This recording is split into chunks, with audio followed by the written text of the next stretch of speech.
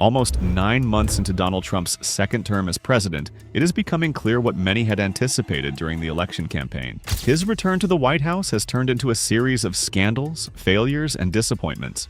What initially seemed like a triumphant return now looks like the steady decline of a man who has spent his entire life avoiding responsibility for his actions. But history has a way of catching up, and it seems that the time of reckoning for the 45th and 47th presidents of the United States has finally come. Let's start with what concerns ordinary Americans the most: the economy and prices for basic goods. During his campaign, Trump promised that, under his leadership, gasoline would cost $2 a gallon and retail prices would fall. In practice, things turned out quite differently. Gasoline remains above $3 per gallon, and food prices are rising by 3 to 4% per year. Inflation has settled at 3%, unemployment at 4.3%. But most telling is that 72% of Americans rate the economy as poor. These are not just numbers. They are a verdict on economic policies that were based on populist slogans rather than real tools for improving people's lives. The trade policy that Trump advertised as a cure-all has become an additional burden on consumers. Major brands are already cutting back on seasonal Black Friday discounts, passing on the increased cost to shoppers. Consumer confidence is falling to record lows, and this is happening not in the midst of a crisis, but at a time when the president promised economic recovery. The issue of replacing Obamacare is particularly noteworthy. Instead of a meaningful alternative, Trump is proposing to issue $2,000 checks for people to purchase insurance on their own. This decision shows a lack of understanding of how healthcare works. People with chronic illnesses risk being left without coverage, and high insurance premiums will make policies unaffordable for millions. Experts estimate that up to 20 million people could lose access to medical care. When internal difficulties become too apparent, authorities often try to shift attention to external threats. The escalation of the situation in the Caribbean region looks exactly like such an attempt. The U.S. has deployed its largest force there in decades. The aircraft carrier Gerald Ford, several destroyers, and over 15,000 military personnel are off the coast of Venezuela under the pretext of fighting drug trafficking. But the scale of the operation is clearly not commensurate with the stated objectives. Only about 6% of the cocaine destined for the U.S. passes through Venezuela, with Colombia remaining the main transit hub. If the real goal were to combat drugs, it would be more logical to focus on the Pacific routes where most of the smuggling takes place. The Trump administration has already carried out 17 strikes against ships in the Caribbean Sea and the Eastern Pacific Ocean, resulting in the deaths of more than 70 people. At the same time, government officials acknowledge that the identities of the people on board are not always accurately established. The strikes are based on intelligence about possible links to cartels, a practice that effectively sets a dangerous precedent for extrajudicial killings. Recognizing the scale of the threat, Nicolas Maduro ordered the mobilization of the army and militia, declaring his readiness for a massive deployment of troops in the event of an attack. Colombian President Gustavo Petro sharply criticized the U.S. actions, calling them aggression against all of Latin America and freezing intelligence sharing with Washington. He even proposed forming an alliance with Venezuela to counter American aggression and called for an investigation into Trump on charges of war crimes. In the Middle East, Trump's historic peace deal is also falling apart. The 20-point plan for Gaza, which the administration presented as a sensational solution, turned out to be only a temporary respite. The truce with Hamas announced in October is now under threat. Violence continues in the West Bank. Israeli settlers are attacking Palestinian settlements, and Prime Minister Benjamin Netanyahu, together with Finance Minister Bezalel Smotrich, openly reject the idea of two states. Trump is even asking for Netanyahu to be pardoned on corruption charges, which calls into question the seriousness of American claims to the rule of law. Senator Marco Rubio expresses concern that the violence could spill over into Gaza, where Hamas is strengthening its position. Instead of the promised long-term peace, the Trump administration risks a new, even more destructive round of conflict. Meanwhile, internal revelations are becoming increasingly serious. The House Oversight Committee has released 20,000 new letters from Jeffrey Epstein's archive, in which Trump is portrayed in a decidedly negative light. Epstein calls him a very bad person, claims that he has not a single decent cell in him, and calls him borderline insane. Particularly disturbing is that Epstein discussed the possibility of passing compromising information about Trump to Russian officials, including Foreign Minister Sergei Lavrov and Vladimir Putin. These talks took place several weeks before Trump's Helsinki meeting with Putin. where the American president publicly rejected allegations of Russian interference in the 2016 election. The documents also show that Epstein not only tracked Trump's movements, but also regularly discussed him with influential figures. In a 2018 letter to former Treasury Secretary Larry Summers, Epstein claimed, "I know how dirty Donald is," hinting at possible scandals. Trump's representatives call these materials slander, but the volume of documentary evidence makes one wonder what else might come to light, especially given that part of the Epstein case remains classified. Perhaps the most unexpected blow to Trump was the revolt among his own supporters. The reason was his support for H-1B visas for highly skilled workers. Trump's statement that Americans don't have enough talent for complex work, and his praise of 600,000 Chinese students as the best, sparked outrage among MAGA supporters. Supporters accused the president of betrayal and selling Americans to foreigners. Angry posts appeared on social media. "We're done with Trump, he's a traitor." Even influential figures such as Steve Bannon are forced to appease the disappointed, calling Trump an imperfect instrument of divine providence. This internal division is particularly painful for Trump, as his power has always been based on the unconditional support of his core electorate. When this support begins to crack, the political structure itself risks collapsing. The Trump administration has also been mired in personnel scandals and security protocol violations. The Signalgate scandal turned out to be one of the most serious incidents affecting national security. It turned out that high-ranking officials, including Vice President Jay Vance, National Security Advisor Mike Waltz, CIA Director John Ratcliffe, and Defense Secretary Pete Hegseth were discussing a planned strike on the Houthis in Yemen in a group chat on Signal, to which journalist Jeffrey Goldberg of The Atlantic was mistakenly added.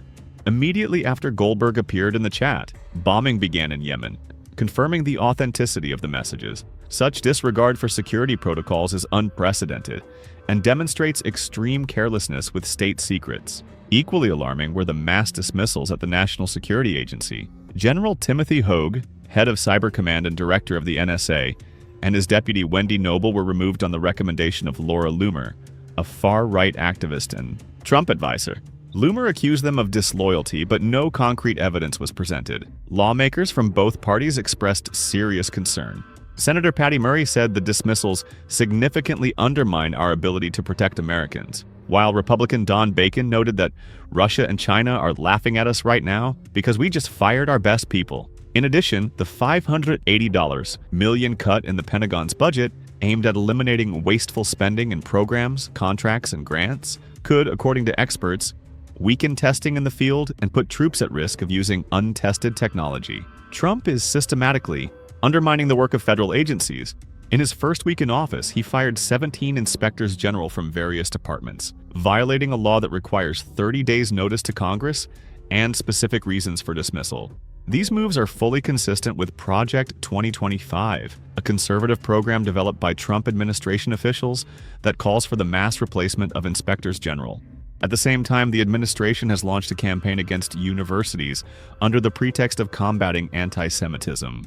The Justice Department has launched civil rights investigations and is threatening to review the tax status of a number of campuses. Columbia University was even temporarily placed on a federal blacklist until a judge issued an injunction against any punitive measures. Trump and his closest associates regularly attack university leaders on social media and at rallies, accusing students and faculty of sympathizing with terrorists and calling for mass dismissals. In 2025, the Trump administration increased pressure on foreign nationals, using immigration procedures as a tool of control. Students, researchers, and legal residents were particularly affected. Some were arrested for participating in or even being associated with pro-Palestinian activities, while others were detained without explanation. Under pressure from the public, lawsuits, and criticism from Democrats, some students were able to restore their visa status. However, deportations and detentions continue, and ICE continues to assert its right to use such measures at its discretion. Civil rights organizations have hit the administration with a series of lawsuits, claiming violations of the First Amendment, due process, and federal immigration law. Legal experts draw alarming parallels with the Alien Enemies Act of 1798, a wartime law that is now being used in peacetime to suppress critics of the government. The international community has not remained indifferent to the Trump administration's actions. The decision to withdraw from the World Health Organization has drawn sharp criticism from allies and public health experts. Despite the requirement for 1 year's notice before formal withdrawal, the damage to the reputation of American leadership in the global arena has already been done. Democratic senators are exploring options to legislatively block the withdrawal and restore funding. At the same time, several health organizations and public interest advocates have filed lawsuits challenging the legality of the withdrawal and arguing that the administration is exceeding the authority granted by Congress in the area of global health. The reduction in funding for the National Institutes of Health is causing serious concern in the scientific community. Institutions such as Sonnen, Jude Children's Research Hospital in Memphis, and the University of Tennessee Medical Center, which receive $770 million annually from the NIH, risk losing vital research funding. Trump's return to the White House also brings with it old business conflicts. Since he is once again not divesting himself of his commercial interests, conflict of interest rules are being violated, creating serious threats to corruption and national security. Trump may once again burden taxpayers by forcing the Secret Service to spend huge sums on security during frequent visits to his own properties. At the same time, government officials, foreign leaders, and business representatives may seek his favor through visits to his businesses. New conflicts compound old ones: majority ownership of Trump Media and Technology Group, participation in the Saudi-backed LIV Golf League, the launch of a meme coin in January 2025, collaboration with cryptocurrency company World Liberty Financial, and real estate projects in Oman, Saudi Arabia, and the UAE. All of these create new potential violations of the compensation rules. According to Crew, during his first term, Trump faced more than 3,400 conflicts of interest between his presidential duties and his private business. There are already signs that the current administration could surpass that record. Trump has already included two individuals with criminal records in his administration, Peter Navarro and Charles Kushner. Navarro, appointed senior advisor for trade and manufacturing, spent 4 months in prison for contempt of Congress, related to his refusal to respond to subpoenas investigating Trump's schemes to overturn the 2020 election results. Charles Kushner, Ivanka Trump's father-in-law, was nominated for the post of ambassador to France.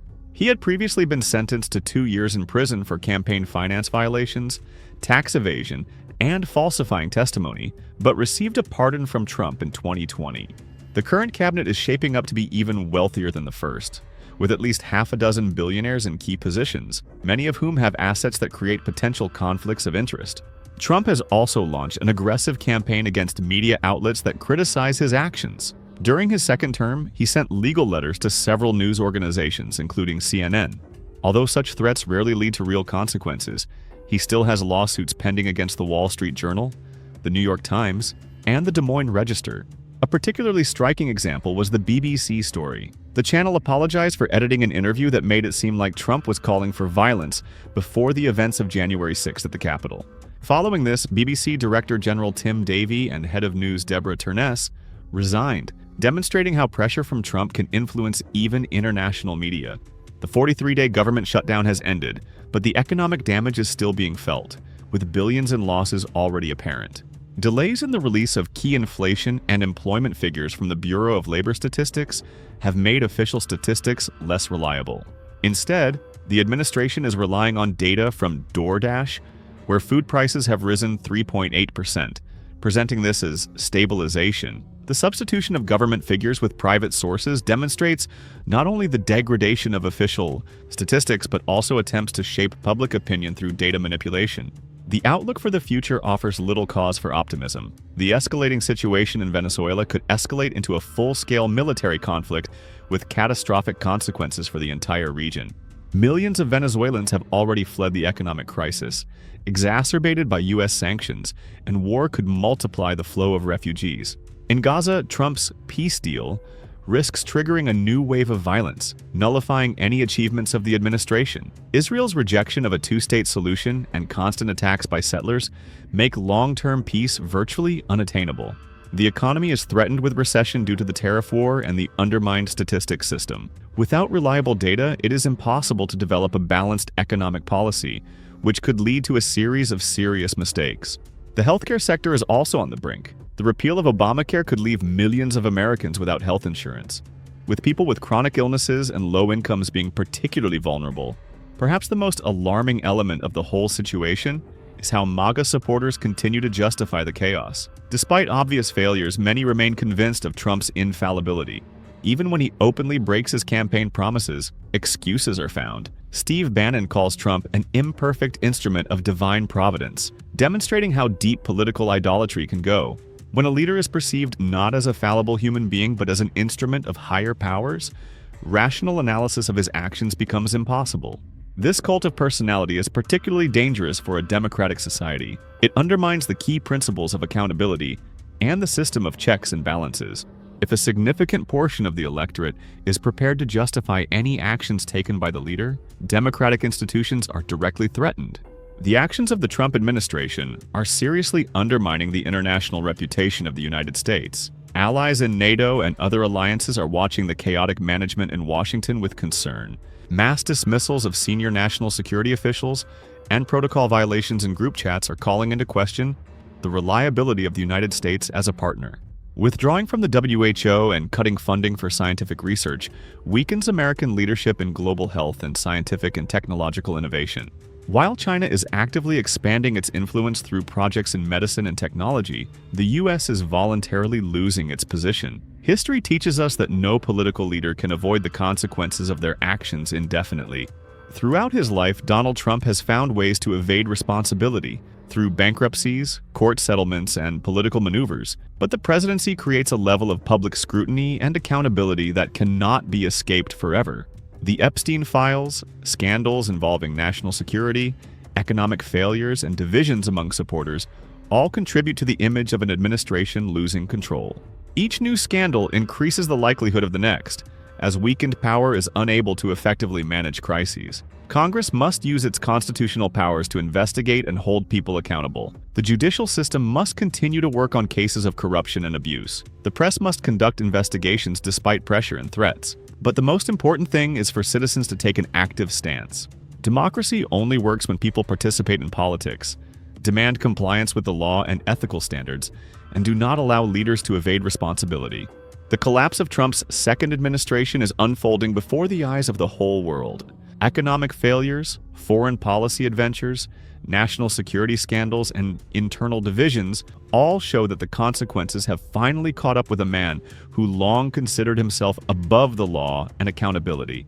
However, this is not the end of the story, but a turning point. America's response to this crisis will determine its future. Democratic institutions are proving resilient, but they require the active participation and support of citizens.